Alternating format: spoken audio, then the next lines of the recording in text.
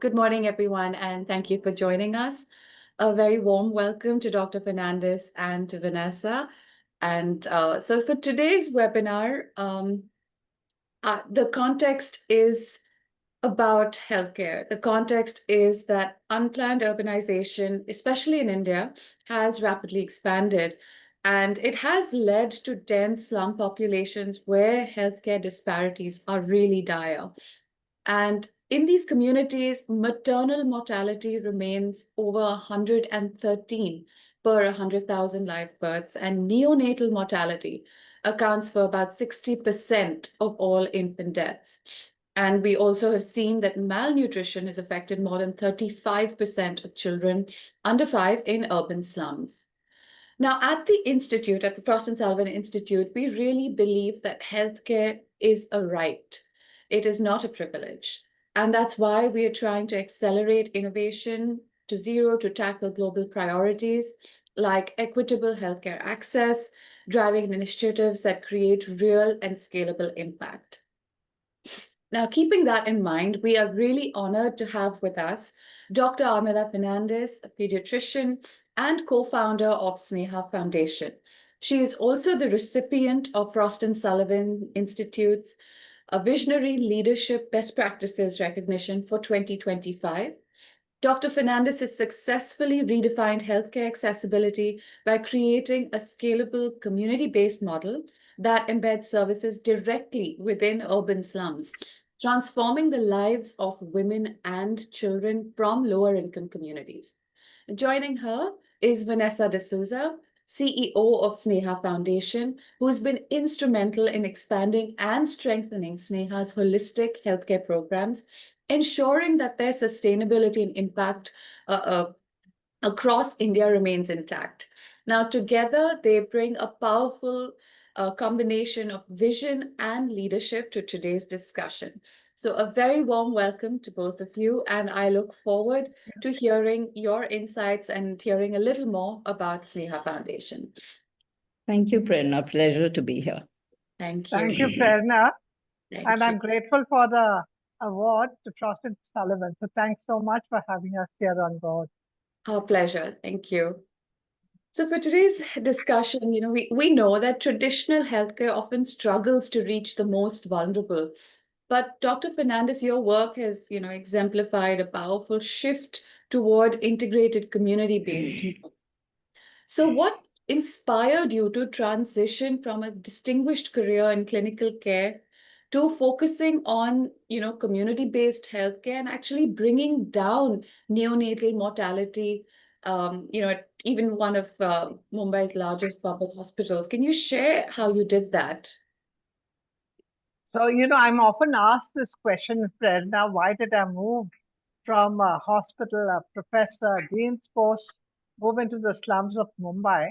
And to me, it was a natural transition because as a neonatologist in Sion Hospital, I had just one focus.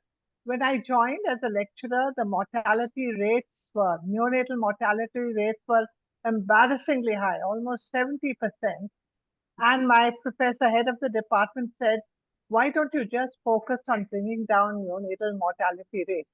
And really that struck me, was ingrained in my heart. And for decades, that's what I was trying to do, bring down mortality rates and decrease the rates of, improve neonatal health and that of their mothers. What happened was when I worked in Sion Hospital, I realized we did bring down mortality rates. It was most rewarding. But finally, after some time, I had some problems. The mortality rate of really even 600, 700 grammars fell as we discharged them went home. But I realized that many of them didn't come for follow-up. I was wondering, why haven't they come for follow-up? And then I realized that many of them probably died in their homes. They went home and died in their homes. The second thing I realized that we still continue to have high-risk mothers come very late in labor. So when they came in late, either the fetus died in utero, what we call a stillbirth, or many of them had severe asphyxia. They couldn't breathe and either they died of it or they had long-term morbidities like cerebral palsy, things like that, which they didn't want to bring their babies to the hospital. So even as a professor, I decided we need to find out why they don't come and what we can do about it. And one of our programs was in the New Delhi slums where we went into the slums to talk to these women, find out the causes. And once we did that, it was sort of a transformation. I realized where they live, the families, their homes. You just see the informal slums, the picture you see here. And then when they went home, how did they feed their children? How did they look after them? You know, it was a very challenging method. And as we worked more, I realized that there could be a change if we talk to them, if we convince them. And that's when I realized that if we really want to tackle mortality and health of newborns and mothers, you just can't work in hospitals and intensive care units. You also have to move into their homes, into their communities, into their slums, work with them, and bring about that change. The second thing that added to it is in during one of our neonatal mortality meetings, we had a 6-week baby that was brought and was raped and succumbed. And that time I realized that again, what was I doing in the hospital? We have to move into the slums and prevent such things. And therefore, when your heart changes and when you say, I must do something about it, I need to move, God shows you the way. That's when the thoughts, my desires, dreams for working in the slums resulted in starting the Society for Nutrition, Education, and Healthcare, and that was SNEHA. So that's the reason I moved from one area to another. Wow, that's quite hard hitting. I think all of us on the panel being women, it does hit a nerve. But thank you, Dr. Fernandez, for that. Vanessa, coming to you, you made a transition to the social sector after 21 years in banking. So what really inspired that change for you? And were there any factors that you wanted to share that enabled your transition? So I think, I never ever thought I would move into the sector, Prerna. And Dr. Fernandez actually asked me to come and volunteer over there to help with fundraising. And I did that for about a year. And I think for me, the first site visit was a walk deep into the slum of Dharavi. And most of us have heard of that slum. As living in Mumbai all my life, I had driven past it. I had never ever walked deep in. And at that time, SNEHA was running one of the largest urban malnutrition programs in India. And we were going to a daycare center. And I naively thought that, this daycare center, I would see these nice, bubbly, bouncy kids. And I think what I saw really disturbed me. I saw that, these kids could barely sit. They were very, very listless. And the living conditions of the people deep in these slums was so abysmally poor. And I think that hit me because, I worked just 3 to 4 kilometers away, and I didn't know that at that time, over 30% of children were actually in a state of malnutrition. So I think that kind of disturbed me, and I decided to volunteer, and I volunteered for 2 years. And of course, then at the end of 2 years, Dr. Fernandez asked me to take over as CEO. So it's been now 12 plus years, Prerna, that I've been running SNEHA. Wow. That's amazing. And I think sometimes you just need that watershed. And I like, Dr. Fernandez was saying that once your heart changes, then, nothing can really stop you. So moving on, to the next section of the discussion on empowering communities and sustaining change. Sustainable impact, in urban health, it actually demands more than just medical intervention. It requires understanding the needs of public health and genuine community ownership and adaptable strategies.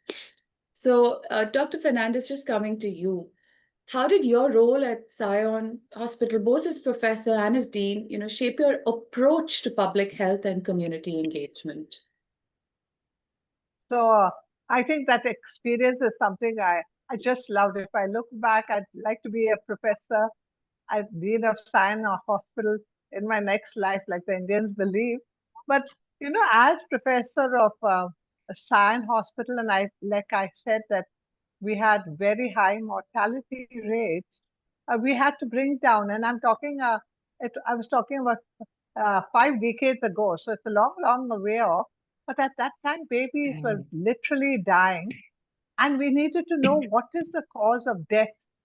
And what we realized that the cause of death was one of the causes, not all the major, but one of the causes was infection, and that we had to bring down infection. Now, in a hospital at that time, the problems were that babies were dying, but we did not have the finances, that especially for neonatal care, to buy any equipment to add any additional staff. We had just one nurse, no equipment, and therefore you had to sort of break your head against the wall and said, how can I bring down mortalities without nurses, without equipment? And today, of course, breaking your head is called innovations. I realized that much later. But we looked at innovative ways. I won't talk of all of them. We've used a lot of them. But one thing that I did, Prerna, and that was, the one of the causes of death was babies developed diarrhea, and they got septicemia and they died. One of the reasons. So I focused on that. I looked at that. I said, what can I do? And I realized we were using formula feeds. We didn't have enough. We often diluted it with I don't know what water. But there were bottles that were being used, not properly sterilized. And then practically overnight, I changed the policy. It wasn't a popular policy, but I said, we will stop formula feeds, we will not use animal milk, and we'll break all the bottles. So from then, so what was the alternative when you don't have money? And I said, of course, we'll use human milk. And therefore, I got all the mothers into the unit, got them to feed their babies. And they fed their babies. And therefore, I had to change the second policy. The policy in the unit was no entry of visitors, including the mother. I said, no, every mother will come and feed her baby.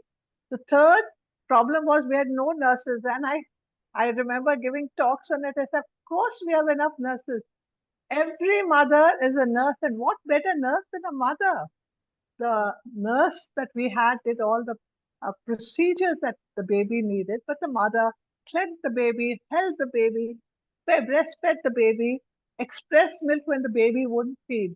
And today, the changes, all that we did is being followed all over. That there's free entry of mothers.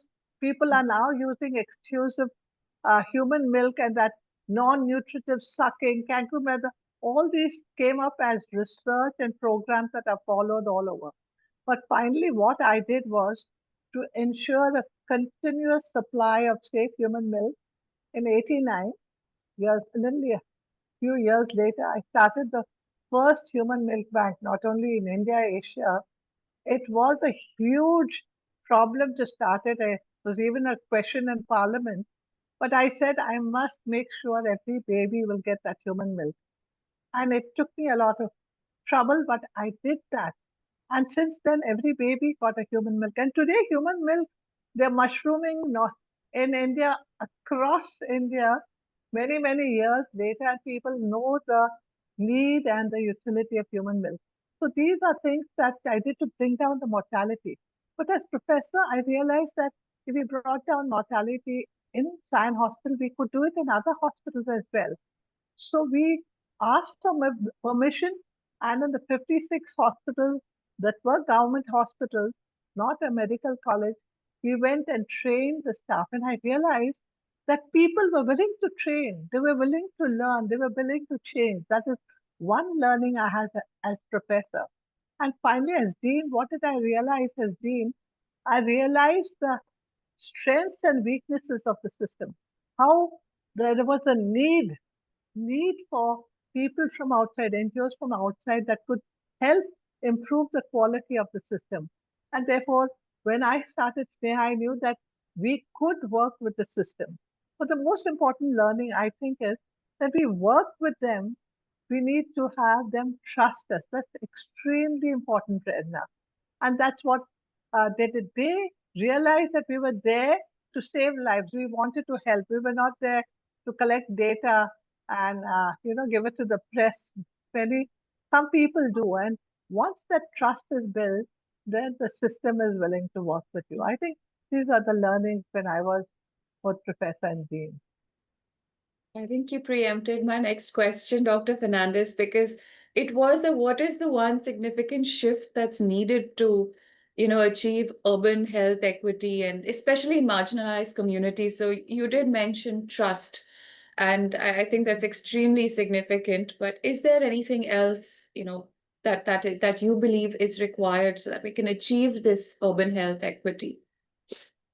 It's difficult to point out one, but if you ask me to choose, the single most thing that needs to be done to provide health equity is to have the health finances that are given to give a large proportion of it for primary health care. Now, when we talk of primary health care, we're talking about preventive care, promotive care, and then curative care.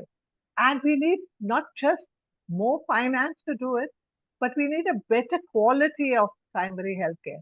So we are talking about we need safe drinking water, we need proper sanitation, immunization across all ages for all diseases.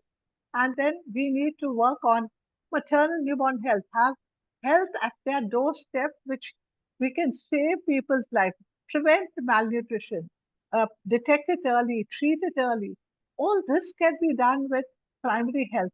And I think when we say quality primary health, is one thing we need to remember, Prerna, which people don't. You might have systems, we might have equipment, we might have staff, but the way they treat the staff, the poor, that is extremely important. The vulnerable must know that we're not doing it because they are free services and therefore they can access their fee. It hurts them. They say we have to go to this service. If we had money, we would have gone to the private sector. But when we have quality services and treat them with respect, and we have a lot of experience with that, we use AI. When you treat them with respect, then I think we can bring about a lot of change. Health equity. I must say that before I finish this, talking to you, that the government is trying very hard to improve health equity, and I must give it credit. For example, they have a Janani Suraksha Yojana, some programs to improve the health, and in this they actually incentivize women to deliver in hospitals. In the past, many women delivered at home, especially rural area, and even people who recently moved to the urban slums, and that increased neonatal maternal mortality. So they incentivize them with money. If they delivered in the hospital, they would pay money. They also have now insurance schemes that they've insured people against for hospitalization. That was the most expensive thing that moved you from middle class, from poverty to below poverty. Unfortunately, although we have all this, they have to be changed. People must utilize it. They must understand it, and then we have to make sure that, and that's something else that SNEHA works on. Make sure they know how to access the scheme and make the most of it. I think Great. that's, yeah. I mean, like you said, I don't think there's just the one thing or one shift, but several, and it's heartening to know that the government is taking action as well. Uh, Vanessa, my next question is for you, and it's just to understand SNEHA a little more. So, how does SNEHA's integrated model, combine health and social intervention, and what is this model for sustainable change? So, Prerna, when we started, like Dr. Fernandez said, we started working with pregnant women, with newborn babies, and on domestic violence, completely different areas, at the time. But what we realized over a point of time is that, the women would deliver in hospitals, they would deliver healthy babies, but babies would slip into malnutrition as they went, over the months, specifically at the time of 6 months when they're supposed to introduce complementary feeding. Many of them didn't know about good nutrition practices for children. So we started then working on malnutrition in children. We then simultaneously realized that the anemia of pregnant women was very high. In order to address anemia in pregnant women, we needed to start working with adolescents. And therefore, we started an adolescent health program. So, everything started in a sequential manner.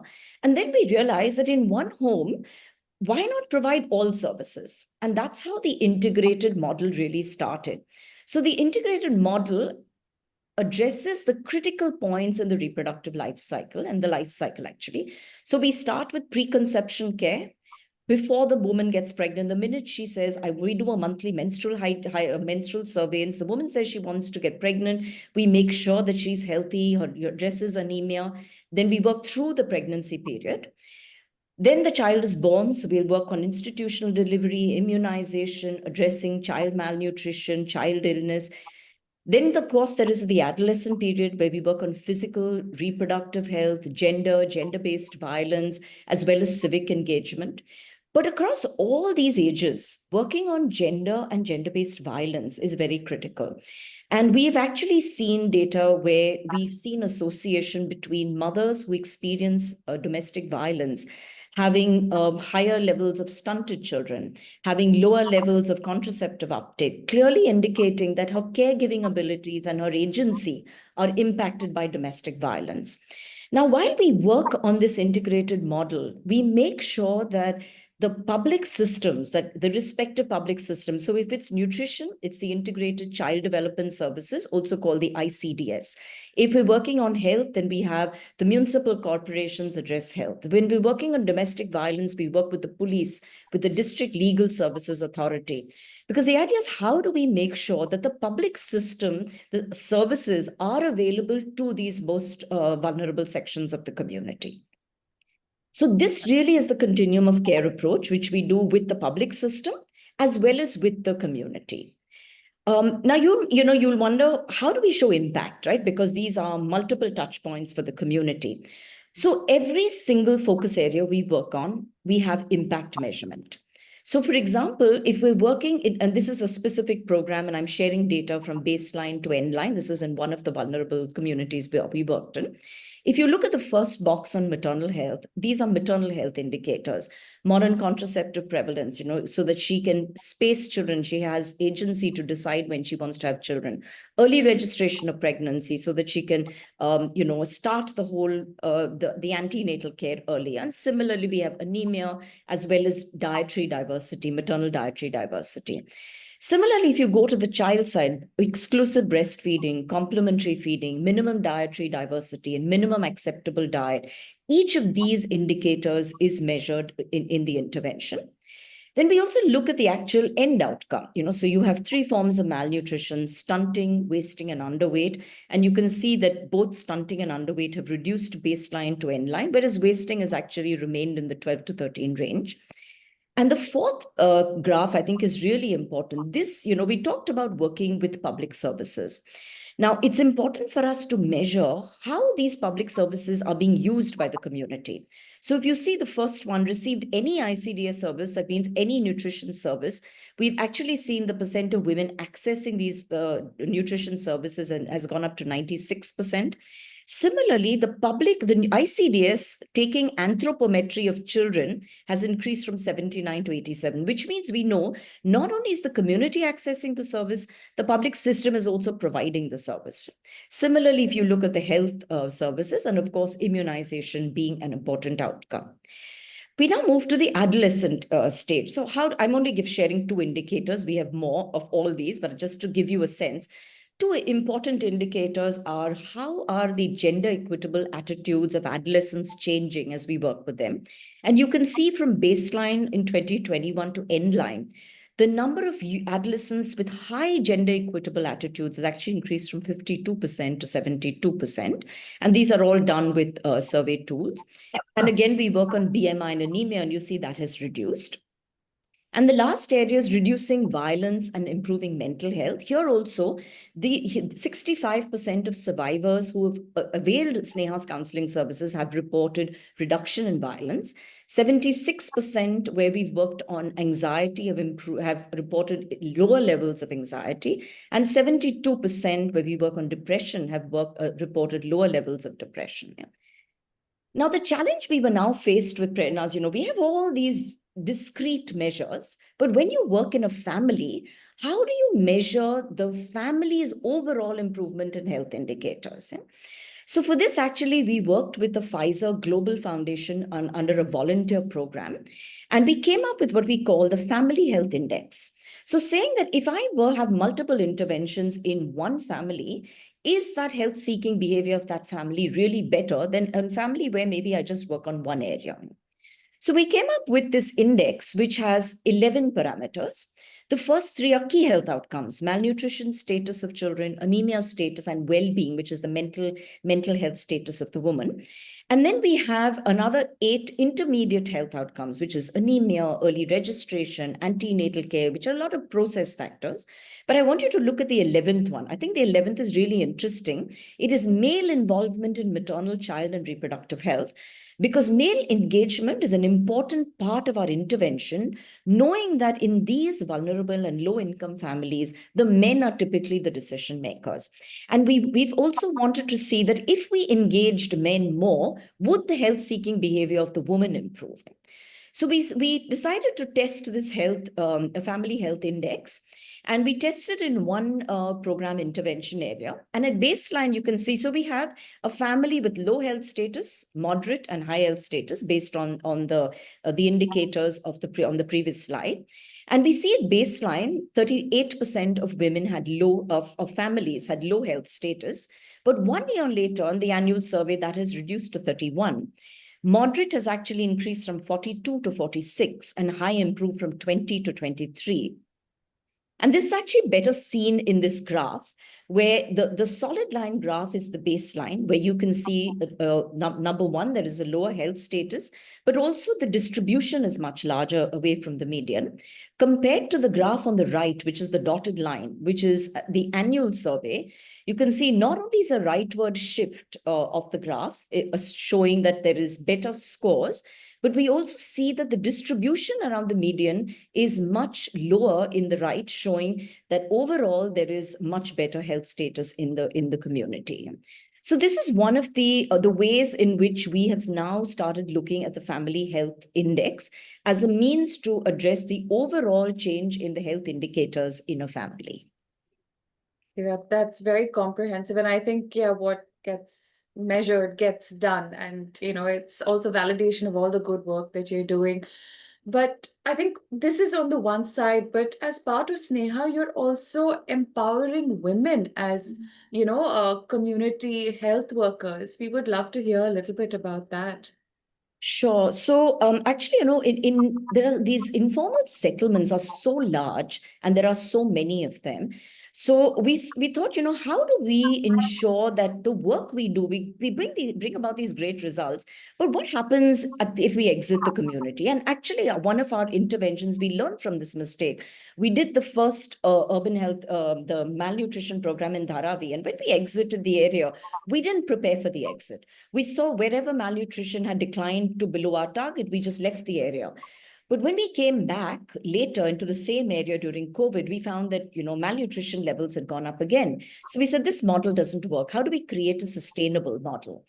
So we actually have 3 stages that we look at in any model. Yeah. The first is what we call the direct intervention stage. This is when we first enter a community. We create this evidence-based model of, it could be malnutrition, it could be adolescent health, could be domestic violence, violence prevention. While you're creating the evidence-based model, you're not only improving the health outcomes, you're also building trust in the community. And women in the community who experience these services want to then come and partake and help in their communities. So we then start identifying and enrolling these community volunteers and giving them intense training, technical training, soft skill training. So at the end of the period of direct intervention, which is typically about 3 to 4 years, we have this cadre of trained and engaged community volunteers. We then feel comfortable enough, and our health indicators, baseline to end line, is improved. So we feel more comfortable moving to the next stage, what we call the indirect or the hybrid stage. Now, this stage is a stage where we have about just 50% of the SNEHA frontline workers, but the rest of the people on the field are the community volunteers and, of course, the government frontline workers, because training of government frontline workers is core to our work in every stage of the intervention, direct, hybrid, or sustainability.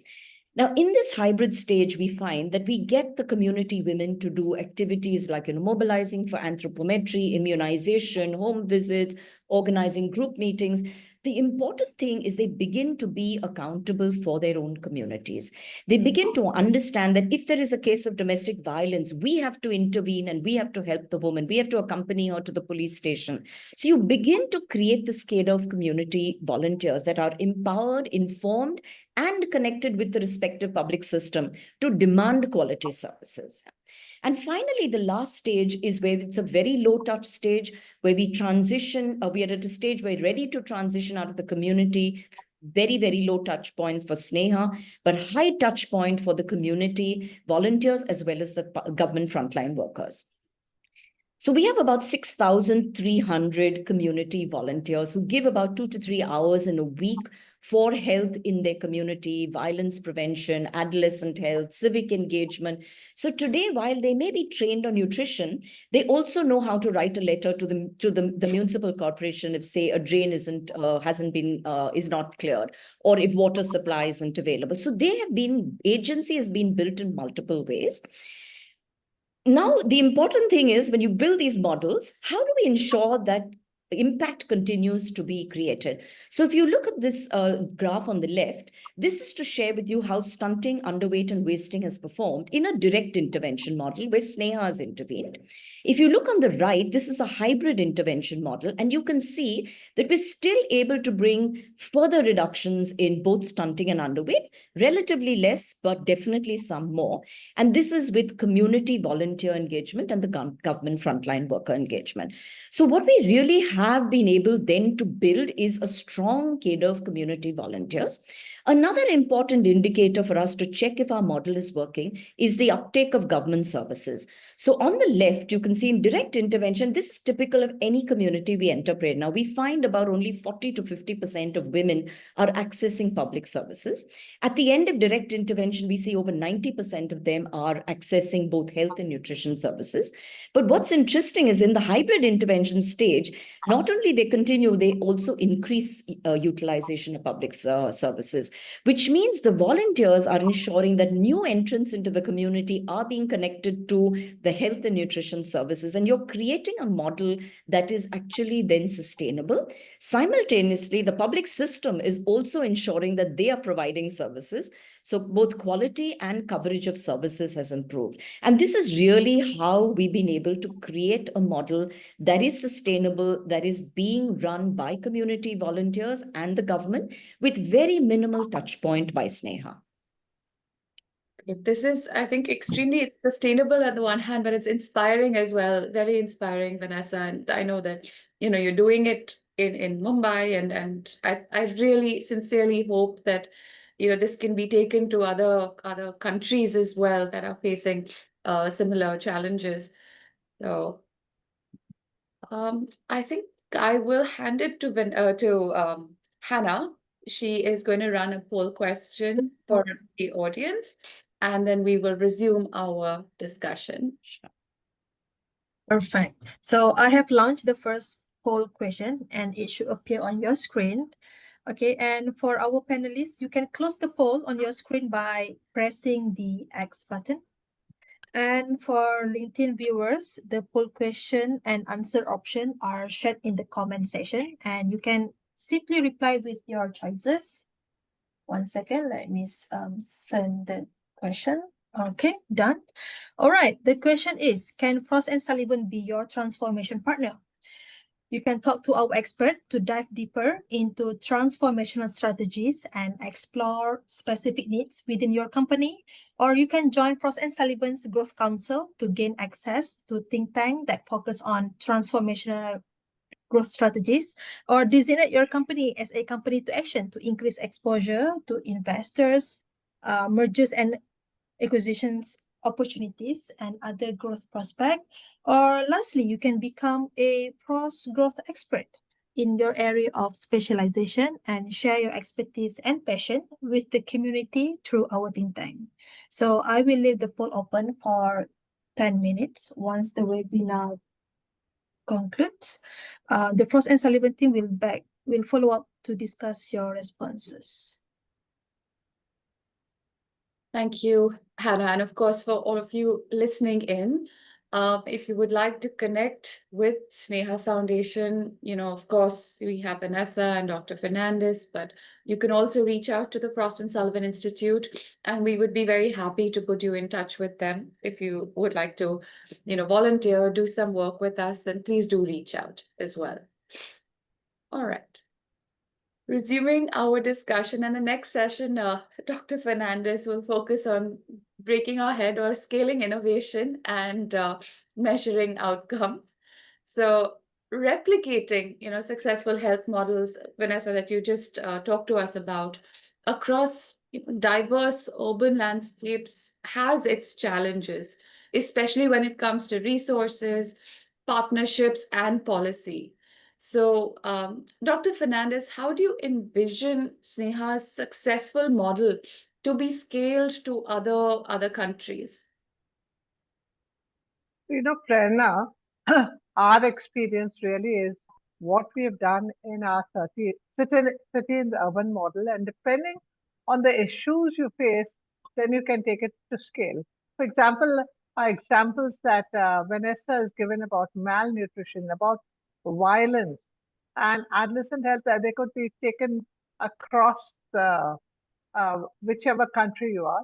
But the referral model that we have worked on, you can be an example of people can use the way we worked our referral model, and we have taken it to scale, and then they can take it across other countries. And I'll tell you how we did it.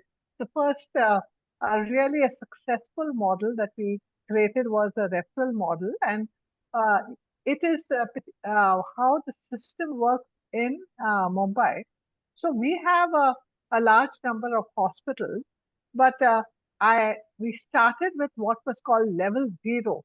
So level 0 are health posts that are situated within the slums or close to the slums. Now, they were existing health posts, and I'm sure it is in countries across the world. Something exists, but they're not being utilized. So these health posts were meant for maternal newborn health, but during the pulse polio program, there were a change into immunization centers. So when SNEHA looked at that, and we were focusing on maternal newborn health, we talked to the administration and said, can we pilot maternal antenatal postnatal care for women in the slums in these areas? And what we did, there were a total of 176 in the city lying there, not being utilized to the best they could. And we took a few of these health posts, that is the bottom line, the base level 0, and we started functioning them into antenatal postnatal. Ensure that it was a safe environment for doctors and nurses to sit in. They had all the equipment needed for antenatal and postnatal services. And when these were successful and we presented it to the system, then this could scale across the city to the 176 health posts, not only in our corporation, later on to other corporations. So that was one thing that we did. The other thing is the reference system we created, and this picture is there to show you how the reference. You have different levels of maternal and neonatal services. For example, at level 1, you have the maternity homes where they just have maternity services. You can go there, deliver your babies, and therefore you can only look after normal deliveries. So that's level 1. The level 2 is where you have other services, medical, maybe medical, you have surgical, often. So you can have a second level of deliveries that are not too complicated at level 2. And finally, you have the tertiary level where you have intensive care facilities available. And therefore, all the complicated cases, the high risk mothers should be there. Unfortunately, in the city, despite the structure, as I said, health posts were not functioning, and normal mothers went to the tertiary institutions over, overcrowding there, and mothers came to the primary, the level 1, and instead of being sent to the level 3 because it was a serious, complicated case, they sent it to the level 2. And therefore, mothers sometimes lost their lives, or there were more complications in this mother.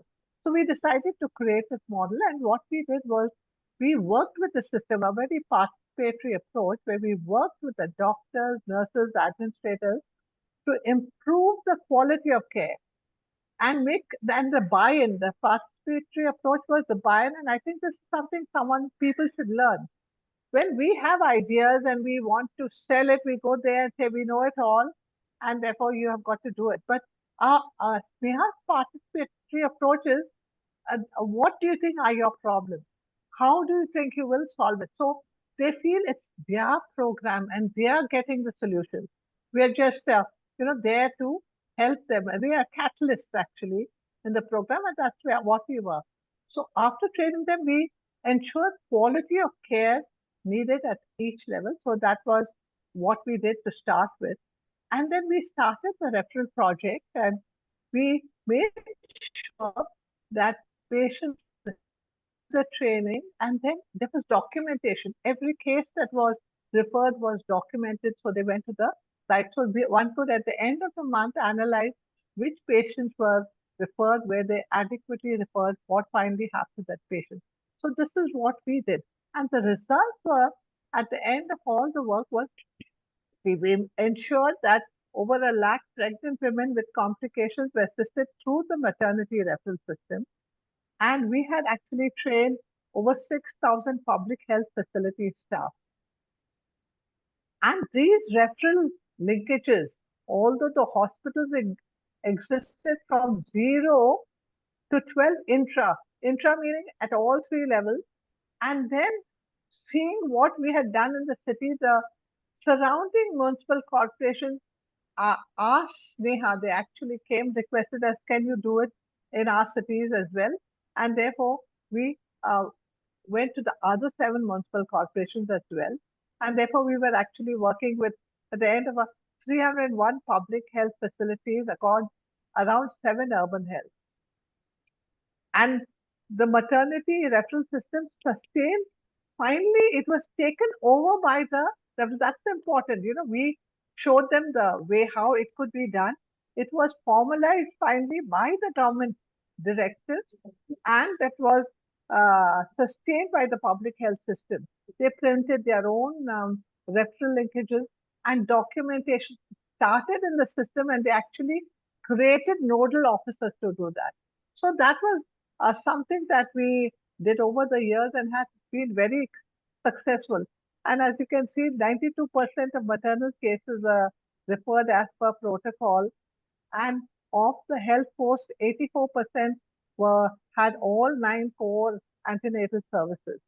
And this is how the referral system. So I would say, depending on what country you are, where your problems lie, you need to have a participatory approach, or work with the systems and ensure there is documentation. That's extremely important. Proper documentation, whatever innovation you want to create, and then you get them all together, and finally the system would then accept it and take it as their own. So I think this is something that, depending on what issues, and Vanessa talked about other problems, that are aspects that we are facing with malnutrition, that also can be taken to scale. Prerna, I just want to add one small thing here. When you talk about scaling, taking the models to other parts of the world, a couple of months ago, actually, we launched the SNEHA Knowledge Center. And the objective of launching this is, we have this wealth of knowledge, information, protocols, frameworks, etc., that are available. And we wanted to make it available open source to other NGOs, government, etc., plus provide technical expertise through training, mentoring, capacity building of partner NGOs, as well as the governments. And this SNEHA Knowledge Center is really our platform through which we will scale impact. Okay, that is wonderful. And, it seems fairly straightforward. I'm sure there's a lot to go through, but it's getting the basics right, from the model that you just described and making sure the documentation is right. So it's something that I really hope other countries can take and, using the knowledge center. And I'm sure, through the institute, we would absolutely love to be associated with it as well. And with scaling comes, challenges as well as enablers. So, Vanessa, what do you think the biggest enablers have been in scaling SNEHA's programs? Is it, you did mention the government, but are there other organizations that you have worked with that have helped you scale? So I think the first is our evidence-based approach. You can't work on urban health unless you're able to create models based with data to back them, showing the evidence. The second, of course, like Dr. Fernandez shared, a strong partnership with the public system. But the third, very important, is a deep understanding of the community. Communities are very diverse. Even if you look at Mumbai, there is so much diversity from one slum community to another. And unless you understand what are the drivers and the challenges of those women in the slum community and you help them negotiate it, you cannot bring about change. So I think strong community engagement and understanding of the community. And I think the fourth is the government themselves has been prioritizing and making a lot of improvements in public health. So whether it's the nutrition program, the public health, the police, you're seeing a lot more, positive, proactive approach by the government. And that is certainly, supporting the improvements. And last is we're seeing NGOs collaborating very well. I think the pandemic taught us one thing, Prerna, is that you cannot work without collaboration. So wherever we work in the communities, we partner with other organizations. In fact, our whole scaling model of the SNEHA Knowledge Center is built on the premise that partnerships are the only way forward. And sharing knowledge freely, openly is the way that we can all address these very protracted problems. Absolutely. And ironically, COVID was a time of isolation, but at the same time, I think we realized how important, collaboration actually is.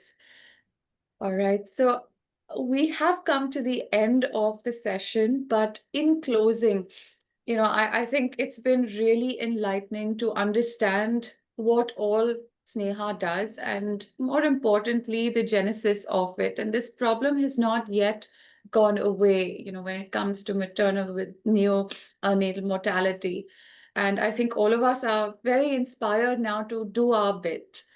But in closing, both my next question and last question is for both of you, Dr. Fernandez and Vanessa, that if our audience and listeners could take one action after today's session, what would you urge them to do? What action I would, what action can one take?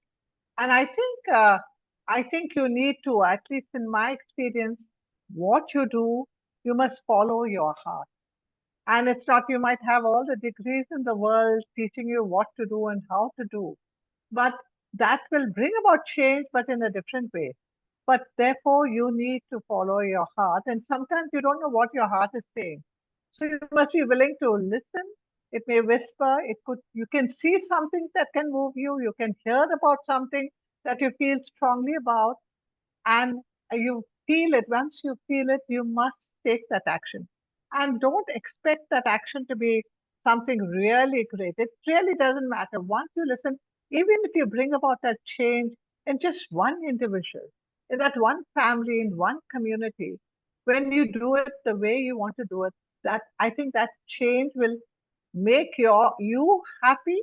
That it's not easy to be happy in today's days, but really make you feel really happy. And if you do it well, I'm sure if you can then scale it up to much larger numbers. So listen to yourself, move, let your heart move you, look, listen, and feel. That's my message. Prerna, I think, coming from the corporate background, and I'm sure a lot of your audience are corporates, I think every one of us has some skill, some competency. And we need to think, if we have to address inequity in the world, there are so many ways we can do it.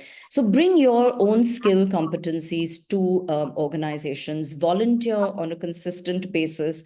I shared the family health index. These were a whole lot of people working in the corporate sector who just came together and helped us come up with something that is really valuable for us. So I would urge people to volunteer. When you volunteer, you find what really disturbs you. It also, I think, in many ways brings about a huge balance to your own life, that you begin to stop living in the bubble that you live in and get exposed to what's happening in the real world. So I would just say, step out of your comfort zone, volunteer.